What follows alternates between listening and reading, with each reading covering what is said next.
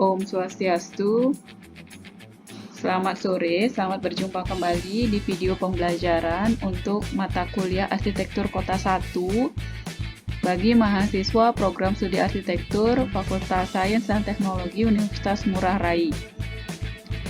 Jadi hari ini saya akan membahas mengenai pengertian dari istilah yang kita sering akan sebutkan di mata kuliah ini, yaitu kota. Apa itu kota?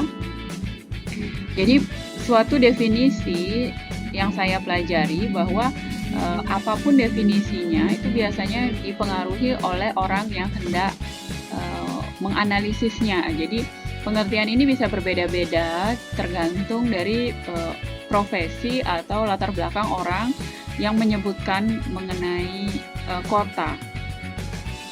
Jadi secara umum biasanya di Indonesia kota itu adalah tempat, wilayah dengan konsentrasi penduduk yang lebih padat dari wilayah sekitarnya.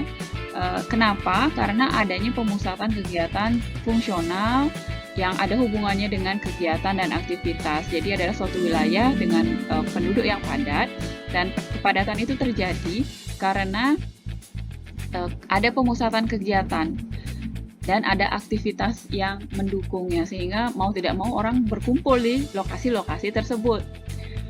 Menurut Ditjen Cipta Karya di tahun 97, kota itu adalah permukiman dengan penduduk yang relatif besar, wilayahnya luas, dan ada di area terbatas. Pada umumnya kota itu bersifat non-agraris, bukan petani ataupun nelayan. Lalu kepadatan penduduknya relatif tinggi, tempat sekelompok orang dalam jumlah tertentu, dan bertempat tinggal dalam wilayah geografis tertentu. Cenderung berpola hubungan yang rasional, ekonomis, dan individualistis. Jadi pernyataan-pernyataan karakteristik kota ini akan terus terulang pada mata kuliah kita ini. Jadi bahwa kota itu adalah pola hubungan antar individu di perkotaan itu rasional, kemudian mereka bekerja secara ekonomis dan individualistis. Tetapi ada pernyataan yang menarik di sini bahwa kota itu disebutkan adalah sebuah permukiman. Kata pertamanya itu adalah permukiman. Dari pengertian ini, kamu bisa tahu bahwa fungsi pertama dari sebuah perkotaan itu adalah adanya permukiman. Bahwa tanpa permukiman, kumpulan dari rumah tinggal dengan segala fasilitasnya, sebuah wilayah itu tidak cukup untuk disebut sebagai kota. Jadi misalnya kalau dia hanya sebagai tempat untuk bekerja saja atau tempat untuk sekolah saja, tidak ada yang tinggal di sana, dia masih belum layak untuk disebut kota menurut definisi ini. Lalu bagaimana dengan istilah yang selalu berhimpitan dengan perkotaan, yaitu urban? Urban ini pengertian yang lebih luas, yang lebih ke arah menunjukkan ciri karakteristik sifat kekotaan. Urban itu adalah kawasan dengan kegiatan utama bukan pertanian, dengan susunan fungsi kawasan sebagai wilayah permukiman perkotaan, pemusatan dan distribusi pelayanan jasa pemerintahan, pelayanan sosial, dan kegiatan ekonomi. Jadi kalau kota itu skupnya lebih kecil, urban itu lebih luas. Lalu bagaimana dengan lawannya urban, yaitu rural?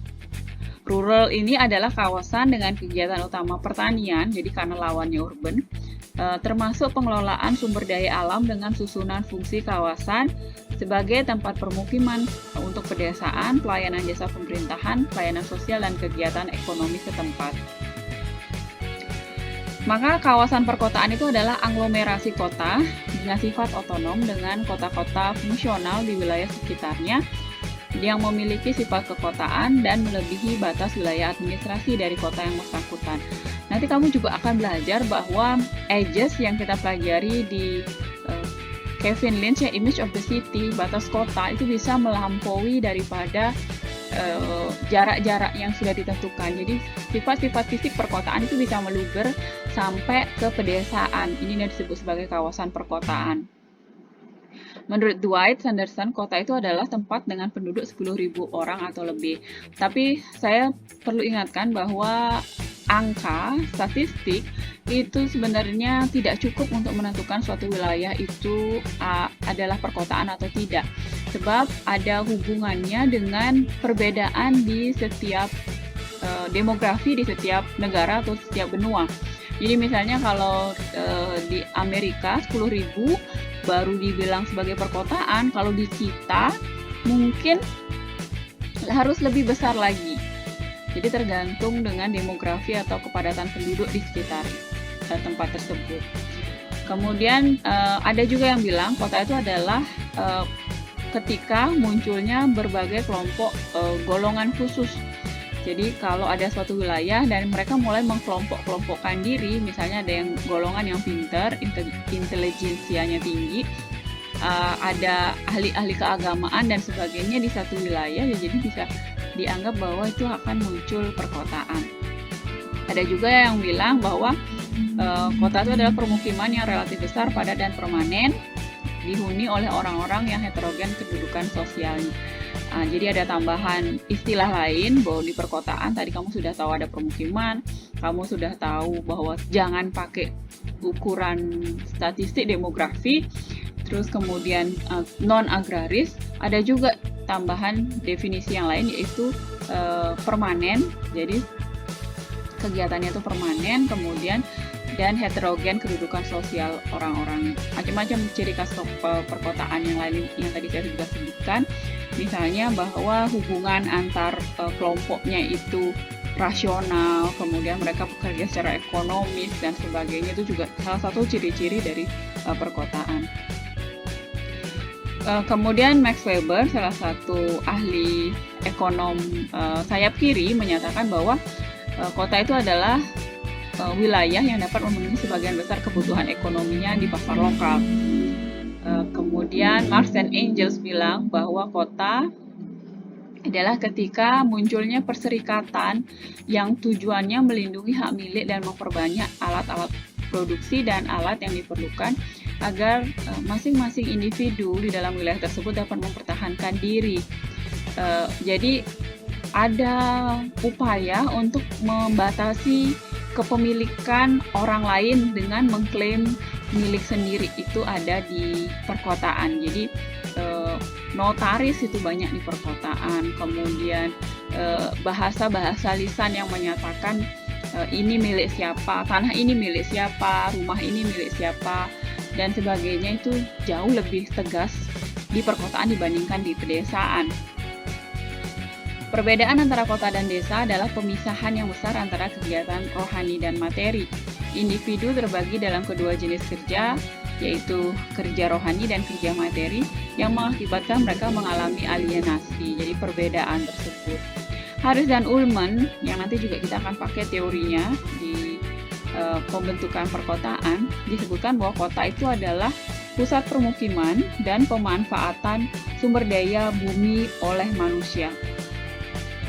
Kota merupakan bentuk yang paradoks karena pertumbuhannya cepat dan luasnya kota akan menunjukkan cara yang unggul untuk mengeksploitasi bumi. Hanya di perkotaan, orang itu mengeksploitasi lebih banyak dibandingkan di pedesaan. Begitu teorinya Harris dan Ullman. Sedangkan Profesor Bintartu di tahun 83 bilang, perkotaan itu adalah jaringan kehidupan manusia yang ditandai dengan kepadatan penduduk yang tinggi dan diwarnai dengan strata sosial ekonomi yang heterogen dan coraknya yang materialistis. Jadi kalau di perkotaan itu ada strata-strata sosial dan ekonomi, tidak semuanya kaya, tidak semuanya miskin. Maka saya nggak percaya ada kota yang 100% penduduknya kaya atau semuanya miskin, sebab sebuah wilayah bisa jadi perkotaan kalau ada yang kaya dan ada yang miskin. Dan semuanya dihitung dengan uang. P.J. Emnas bilang bahwa kota paling tidak dilihat dari berbagai segi. Misalnya adalah dari morfologi. Morfologi perkotaan itu adalah bagaimana individu masyarakat membangun dan bentuk fisik yang muncul itu berjejal-jedar, bertumpuk-tumpuk. Lalu jumlah penduduknya, ini sesuai dengan kondisi negara seperti yang tadi saya sebutkan, demografi. Di Amerika beda kriteria jumlah penduduknya untuk bisa disebut sebagai perkotaan. Di Indonesia, di Inggris, dan lain sebagainya. Di Australia lain lagi. Lalu aspek hukum, bahwa di kota adanya hak-hak hukum tersendiri bagi penghuni kota. Lebih jelas, lebih ketat, lebih tajam hukum-hukum di perkotaan dibandingkan dengan di pedesaan, menurut teorinya P.J. Emnas. Kemudian secara ekonomi, Di perkotaan, masyarakat tidak hidup secara agraris. Jadi fungsi-fungsi kota yang khas itu adalah budaya, industri, perdagangan, niaga, dan pemerintahan. Aspek sosial, di kota, individu akan bersifat kosmopolitan. Kemudian ada hubungan-hubungan sosial yang impersonal dan hubungan bersifat sepintas lalu. Tidak cukup kuat, kekerabatan cukup dalam, sehingga seakan-akan hanya sekedar saja untuk cukup saling berhubungan. Lalu hubungannya bersifat terkotak-kotak, tentu yang sama kepentingannya saja yang berteman dan sebagainya. Lalu komponen dasar perkotaan itu adalah morfologi. Morfologi itu adalah perbandingan bentuk fisik kota dengan fisik pedesaan. Bentuk ya, tampilan. Lalu jumlah penduduk.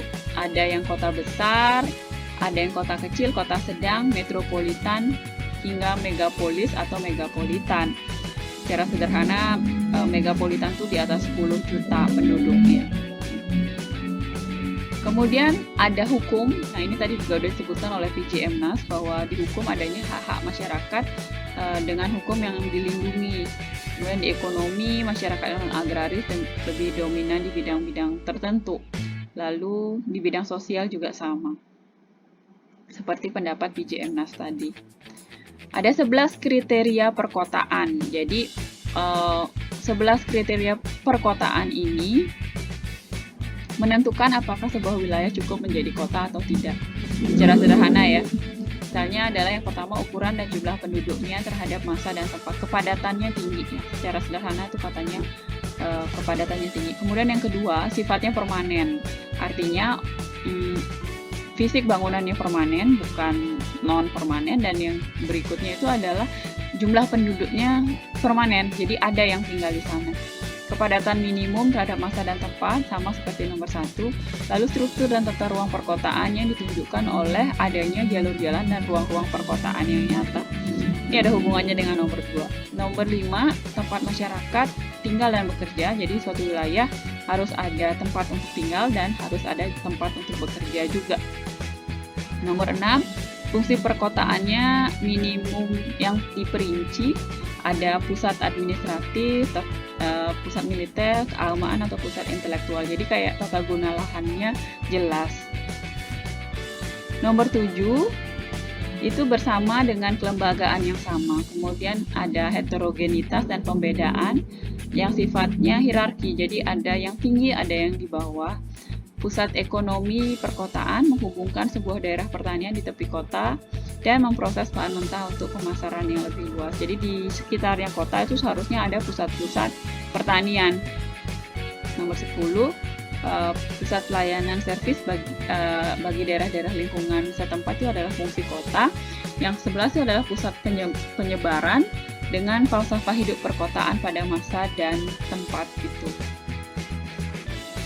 Tapi Amos Rapoport ini seorang budayawan, dia bilang bahwa kota itu tidak terbentuk hanya dari ciri-ciri morfologis tertentu.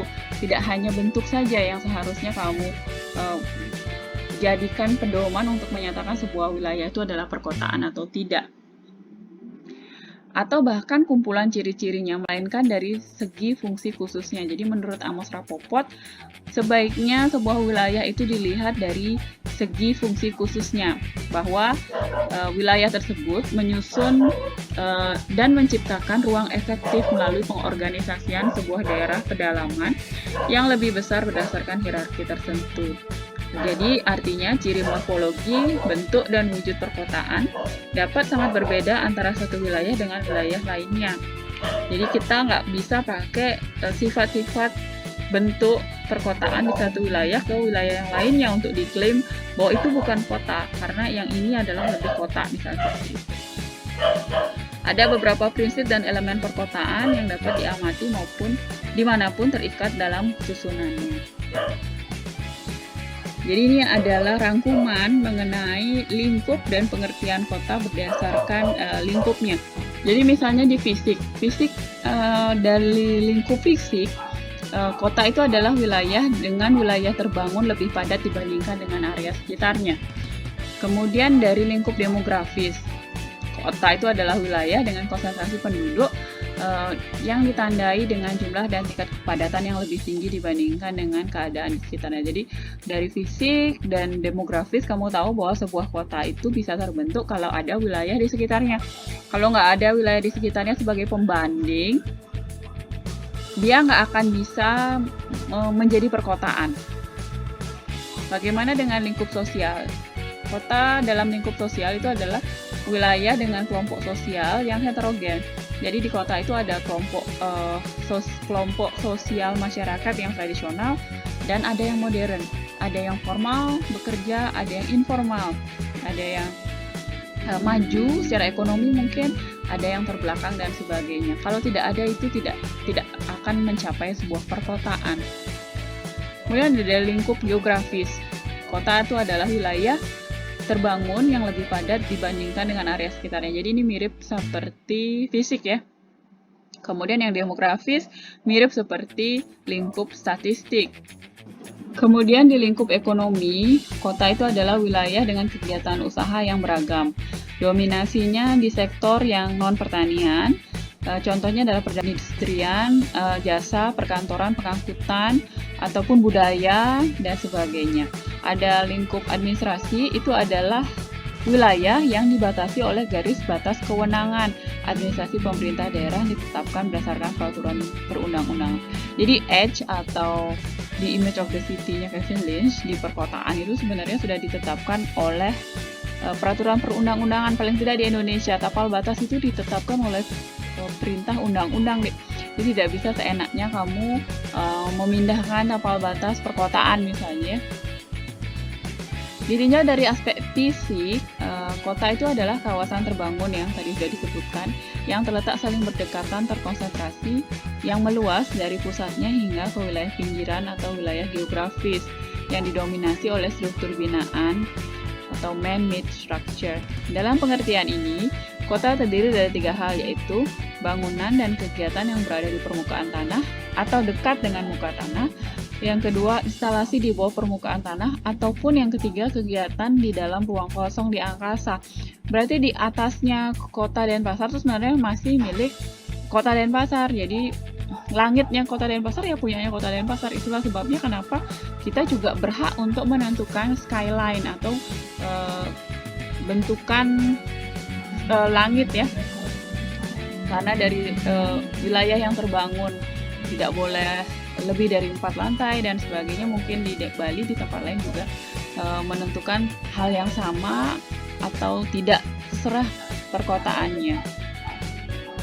Unsur-unsur yang mempengaruhi karakteristik fisik kota, yang pertama adalah topografi tapak. Misalnya adanya pelarangan membangun di dekat jalurnya gempa, dataran yang rentan terhadap getaran seismologi atau berbagai kondisi geologi yang tidak stabil yang seringkali tidak dapat terlihat secara fisik. Lalu unsur yang mempengaruhi fisik kota yang kedua adalah bangunan. Itu adalah unsur perkotaan yang paling jelas terlihat, morfologi kota yang paling terlihat, dan bangunan akan dihindari untuk kondisi fisik yang memperbesar biaya konstruksi tentu saja. Awalnya bangunan akan menunjukkan pola sirkulasi, kemudian pola sirkulasi kota, kemudian dia berhubungan dengan jaringan utilitas perkotaan.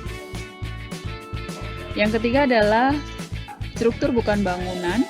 Contohnya adalah jembatan, gorong-gorong, saluran irigasi, pengendali banjir, jaringan utilitas umum, gardu listrik, fasilitas pengolahan limbah, bak penampungan, penghilangan minyak, dan berbagai instalasi yang tidak lazim, yang bukan bangunan.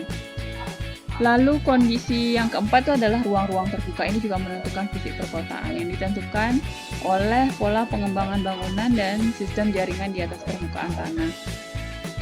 Ruang-ruang terbuka tidak hanya taman, tempat bermain, dan tempat rekreasi, tetapi juga penggunaan tanah-tanah tertentu yang terbuka ke langit dengan berbagai ukuran, seperti makam, landasan pesawat terbang, dan lahan-lahan pertanian.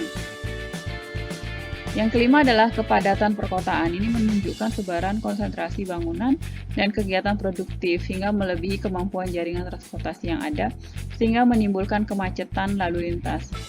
Kepadatan perkotaan ini tergantung pada 3 kondisi: persentase luas lahan yang tertutup oleh bangunan tanpa ruang terbuka, ketinggian bangunan, dan kuantitas ruang terbuka yang permanen di perkotaan.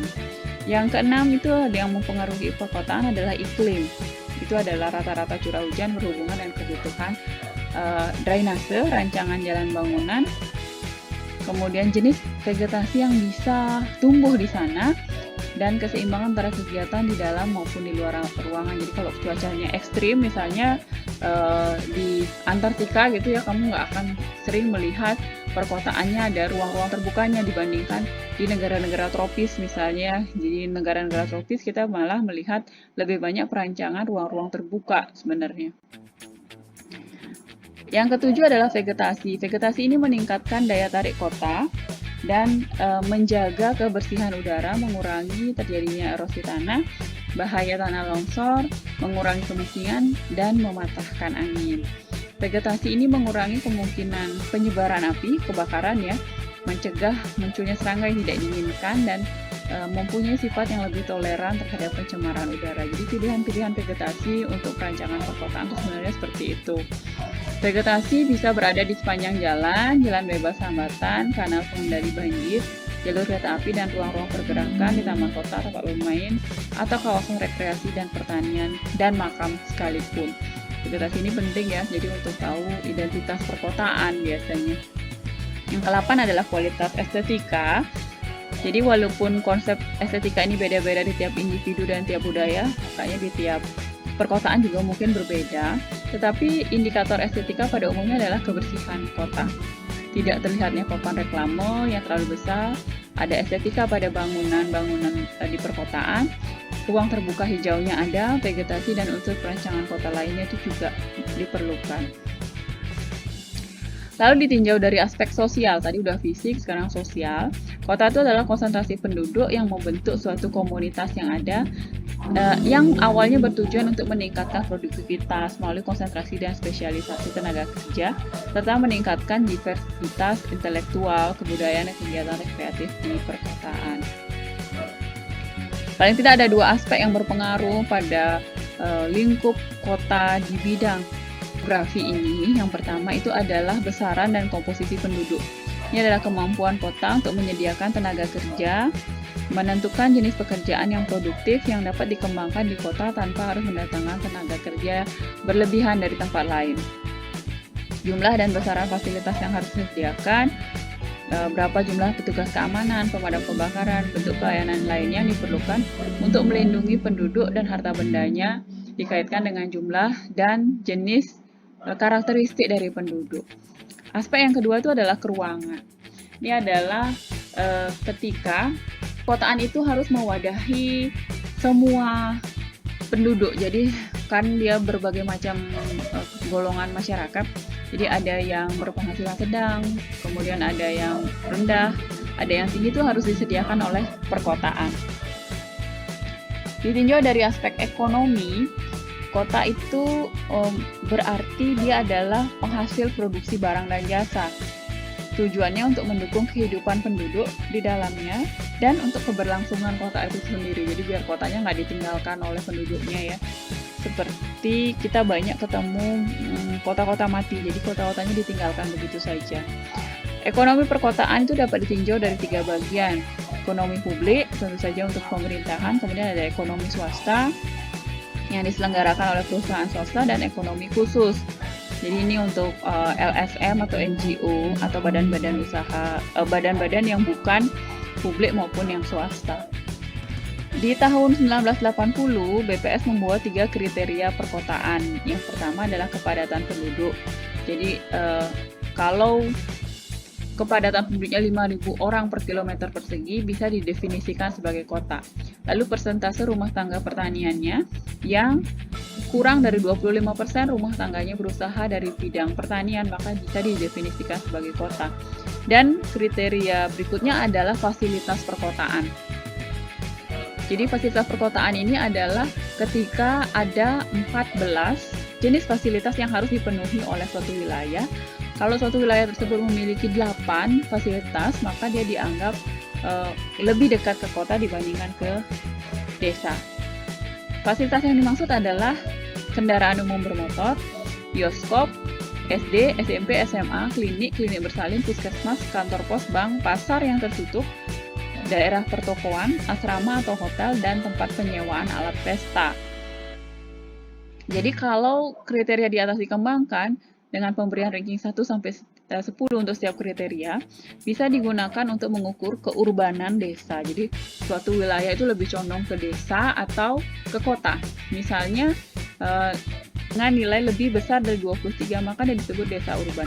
Sudah mengarah ke perkotaan. Kemudian 17 sampai 23 poinnya itu desa marginal, dan kurang dari 17 adalah desa rural.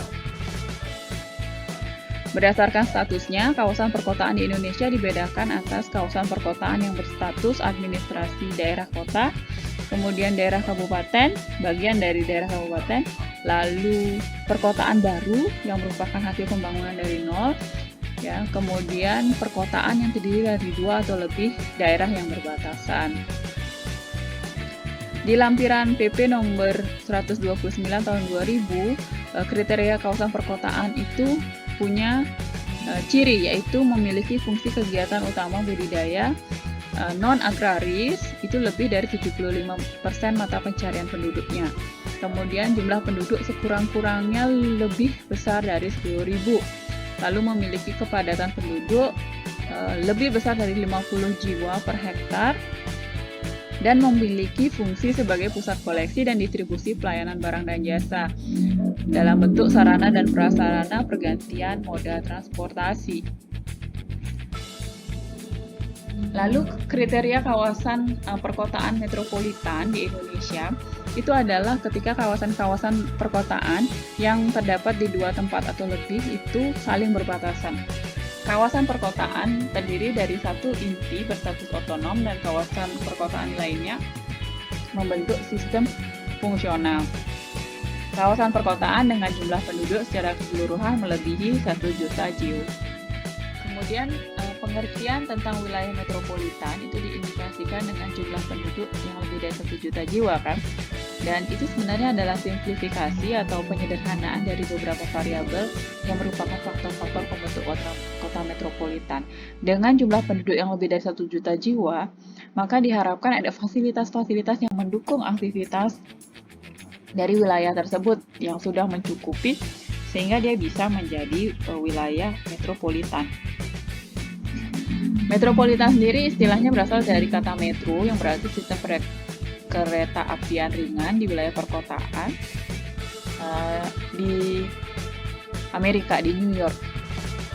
Kemudian selain metropolitan ada juga istilah megalopolitan atau megapolitan atau megapolis.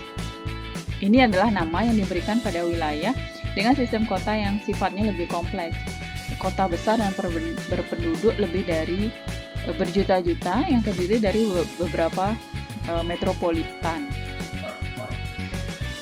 Megapolitan atau megapolis ini dicirikan dengan ukuran dan kepadatan yang tinggi, tekanan pelayanan lingkungan yang besar, tingginya aliran lalu lintas dan kemacetan, luasnya kawasan kumuh, dan nilai lahan yang tinggi di sana. Lalu ada beragam instansi yang terlibat dalam proses pembangunan dan kapasitas pengembangan yang tinggi. Kota intinya saja punya besaran lebih dari 10 juta jiwa. Menurut Rekso Marnoto, syarat-syarat megapolitan itu ada satu, wilayahnya menggabungkan 2 atau lebih daerah metropolitan atau mikropolitan dengan jumlah penduduk melebihi 10 juta jiwa. Lalu wilayah yang digabung ke dalam metropolitan maupun mikropolitan bersebelahan satu sama lain. Jadi kalau sama-sama metropolitan atau sama-sama mikropolitan dia bisa menjadi megapolitan. Dan untuk bisa bergabung tidak hanya cukup berdekatan saja, itu yang poin nomor 3, bahwa mereka harus punya kesatuan budaya. Orang-orang yang ada di sana itu memiliki budaya yang sama atau mirip, sehingga mudah bersatu. Kemudian ada berada di dalam lingkungan alam fisik yang sama, dan ada infrastruktur transportasi yang menghubungkan daerah tersebut yang ditandai dengan aktivitas lalu lintas barang, ekonomi, dan jasa. Mikropolitan itu adalah versi mini dari metropolitan, dengan jumlah penduduk antara 10 sampai 50 ribu jiwa, atau suatu daerah hunian pedesaan yang sangat padat dengan corak kehidupan perkotaan yang disebut sebagai quasi metropolitan area. Oke, demikian materi saya hari ini mengenai pengertian definisi perkotaan. Semoga kalian lebih awas, lebih aware tentang definisi perkotaan itu sendiri. Terima kasih sudah mendengarkan. Sampai ketemu lagi minggu depan pada saat pelaksanaan UTS. Om Santi Santi Santi Om.